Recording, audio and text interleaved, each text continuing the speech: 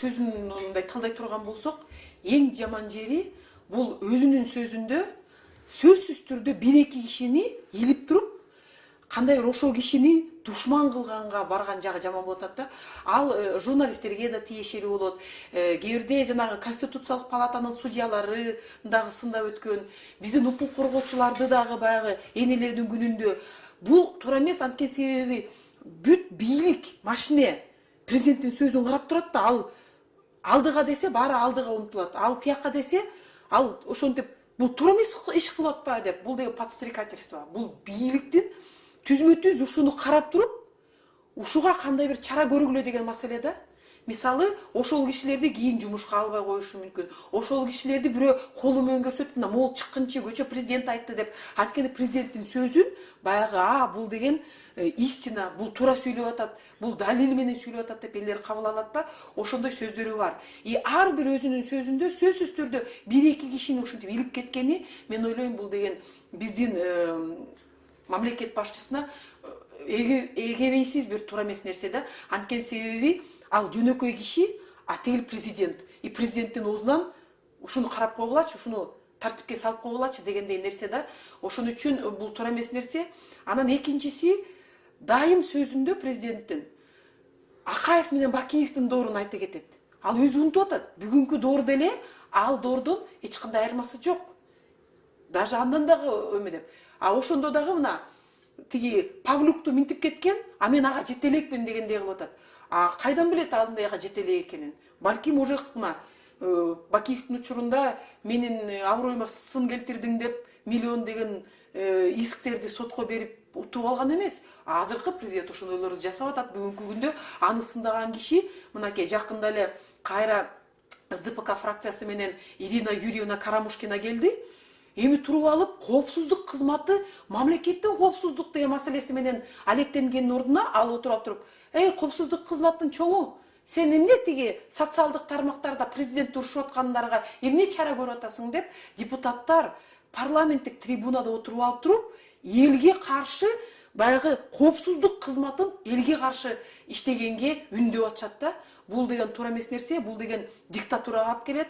Бул бири-бирден оозун ачып, өзүнүн пикири бар кишилерди кармап туруп, бул эмне кылып атат, буга чара көргүлө деген ошо түзмө-түз буйрутма да. Ага чейин президент айтып аткан, мен бердим буйрутманы, Кадыржан Батыровду тапсын деп. А 5 жылдан бери эмнени ойлоп, ошондо значит буйрутма берген эмес да, 5 жыл мурун. Азыр берип атат тапкыла деп. Анда значит 5 жыл мурун президент менен Кадыржан Батыровдун ортосунда сүйлөшүү болгон. Мен сени чыгарып берейин деп 5 жыл прокуратурага буйрутма берген эмес, издемиш болуп коюшкан. Анан азыр дагы мынакей Кадыржан Батыров чыгып туруп, Конституцияны тентип койгула, анан ОБСге барып минтип койгула дегени бул да жөн эмес. Бул деген президент менен сүйлөшүлгөндүн дагы бир жолу далили. Президентке керек бүгүнкү Конституцияга өзгөрүү киришсин деп. Ошон үчүн ал билет, түштүктүн эли Кадыржан Батыров дегенди укканда жөн эле жиндери келип турат. Ошон үчүн айтты, ай досум, сен ушинтип сүйлөп кой, мен как раз ошо түштүктөгү эл сени көргөндөн кыжыр кармап туруп, Конституцияга өзгөрүүнү биз киргизебиз. Анткени Кадыржан Батыров жок, аны колдобогула деп айтып атат. Ошон үчүн мен баягы сындап келатып, эмне болуп атат, эмне үчүн ушундай болуп атат, эмне үчүн 5 жыл мурун ошол эле укук коргоо органдарына деген ошо Кадыржан Батыровдун маселесин тапкыла дебей, азыр тап деп атат, азыр табылып атат 5 жылдан кийин. Значит, бизде болуп аткан иштин баары президенттин түзмө-түз буйрутмасы менен болот. Кадыржан Батыров кеткени дагы, анын жана ОБСге барып Конституция боюнча колдобогула деп сүйлөгөндөрдүн баары бүгүнкү күндөгү бийликтин кандай бир оюну, бүгүнкү могу Конституцияга өзгөртүүлөрдү киргизип койгонго. Ошон үчүн жанагы журналисттерге да айтып, эмне журналисттердин баары эле мына бүгүн НТС дагы, ОТРКсы дагы, 5 каналдагы, Пирамида дагы бүт баары эле бийликтин эле пикирин айткан. Биздин пикирди бир каналдан башка эч жерден айтылбай калды. Анан ошо башка пикир укса эле, ал эмне деген экен тиги журналист экен, ал эмне деген укук коргоочу экен, ал тиги экен. Значит, президенттинден башка бир пикир Кыргызстанда жүрбөш керекпи деген маселе да. Анан ишөө минтип коет, башка мамлекеттерде ушунчалык ачык президентти сындаган мамлекет жок деп. Бизди күндөн күнгө көрүп атабыз сындагандардын баарын тигинекей жабык сот процессин өтүп, сен бийликти алгың келип атат деп туруп, камап туруп, жабык сот процесстерин өткөзүп атат. Бизнеси бардарды камап туруп, бизнесин алып туруп, давай мыныңды төлөгүн деп акырын бизнестерин тартып алып атышат. Бакиевдин бийликтеме мүлктөрүнүн баары деген кандай бир себептер менен улутташтырылгандын списогунан чыгып кетип, сатылып, өзлөрүнүн бүгүнкү бийликтердин колдоруна түшүп атат. Мунун баарын эл көрүп атат. Бүгүнкү күн менен Бакиевдер менен Акаевдин доорунун эмне айырмасы бар? Ал кезде бизде уюлдук телефон да болчу эмес.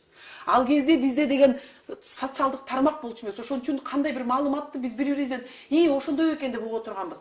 А бүгүн бирөөнүн оозун жабыш кыйын. Социалдык тармакка өзүбүздүн оюбузду кең жаза беребиз. Жанагындай болгон СДПКчы депутаттар отуруп алып калып эле коопсуздук кызматын бери чакырып алып туруп, тиги карап көрөлүчү ким сүйлөп атат деген ар бирибиздин ой пикирибизди жазганга укуктуубуз. Социалдык тармактар массалык маалымат каражатка бүгүн кире элек. Өзүбүздүн пикирибизди өзүбүз айтканга. Бири-бирден, конечно, бизди деген акырындан басмырлап өтөт, но мен ойлойм, кайсы бир точкага келгенден кийин эл түшүнө баштайт. Өзүнүн балдарын, туугандарын бир жерден ушундай кыскандан кийин, мындай болбойт да, бул деген уже мындай чектен чыгып бараткан нерсе турбайбы деп туруп, ошондо гана күчтөнөт. Көбүнчө кишилер мага залакасы тийбесе мейли деп унчукпай отурушат да, но бирок бул күндөн күнгө өсө баштайт дагы. Бир күнү кайра эле төңкөрүш жолу менен биз бийликти алмаштырганга барчудай болуп атабыз да. Мага, например, төңкөрүш жолу жаккан жок. Анткени эки жолу тең бийликти кетирдик дагы, жакшы бийликти алып келе алган жокпуз. Ошон үчүн мен баягы мыйзам чегинде келгиле бийлик алмашып кетсе экен деген ой бар. Бирок бизге башка шанс калтырбай эле баарын ушундай журналисттерди, мен ушундай бийликке келгим келет, дагы бир нерсе дегендердин баарын даже сот укуктун ченинде чечим чыгарса да аны президент чыгып алып туруп бул ушундай шүмшүк сот деп сүйлөп турса, бул эч качан жакшылыкка алып келбейт да. Ошон үчүн бүгүнкү күнү биз деген жана бийликти басып алуу, узурпациялоо дегенди уже көрүп атабыз. Тилекке каршы конституциянын негизинде аны таптакыр эле мыйзамдаштырып туруп, биздин оозубузду ушундай ыкмалар менен жапканга булар кызыктар да. Коопсуздук кызматы тетиги Россия бизге кандай коркунуч кыла алат, Турция кандай коркунуч кыла алат, башка мамлекеттерде эмне бар, чек ара маселесин кантип чечсе болот, монда ортодой болбосун деп, ошондой экстремисттерди кармап, бизде ошол диний бир согуштар болуп атат, ошол кандай болуп атат дегендерди караш керек. Өзүңөр билесиңер, тиги түштүктө деген маселе болгондо именно мечиттерден автоматтарды алып чыкты деген. Ошону коопсуздук кызмат карабай эмне кылып жүргөн? Алар айыл өкмөттөргө барышат. Кана сен эмне закупка кылдың, көрсөт деп туруп, айыл өкмөттөрдүн акчасын мындай кысып алганга кызыктар. Азыр эми социалдык тармактарда отуруп президентти ким сындап атат дегендерди кайт. Андай коопсуздук кызмат бизге керекпи? Анан бүгүн айтып атат, прокуратуранын тергөөсүн алып салып туруп, коопсуздук кызматына беребиз деп. Коопсуздук кызматына бергенден эч нерсе оңолбойт. Анткени тигил тарап деле президенттин мындай юридикалык отделы болуп калган. Президент тигини кармагыла десе ошону кармап, тигини бошоткула десе ошону бошотот. Биздин өзүбүздүн атуулдарыбыз Кыргызстанга жакшынакай жакшылык алып келаткан мынакей Мегакомду, Абеков, Мурзалиев деген баштар иштеген жаш балдар 25 жылга кесилип кетип атат. Дүйнөдөгү жана Крим чөйрөдө жүргөн кишилерди жакшынакай эле жолго, машинеге отургузуп, самолетко салып эле кетирип атышпайбы? Анткени себеби тияктан телефондук звонок келген. Бир дагы сот ал жөн эле мынакей Мегаком боюнча 3-4 күнүн ичинде каратып туруп эле адвокаттарын дагы сотко киргизбей чечим чыгарып койду. Бүгүнкү күндөгү абал ошондой. Но тилекке каршы жалпы кыргыздын башына ушундай бир оор неме түшүп, ошону түшүнүп туруп анан кандай бир жок биз буга деген туруштук беребиз. Биз ушу койгонна мен эмне кылсаңар да мен референдумду өткөзөм деп атат. Но эмени жоопкерчиликти президент мойнуна албайт, муну мен жасадым деп. Эл кылып атпайбы, элге берип атабыз деп коюшат. Ошентип элдин колу менен ушул бизге кереги жок өзгөрүүлөрдү алып келген атат.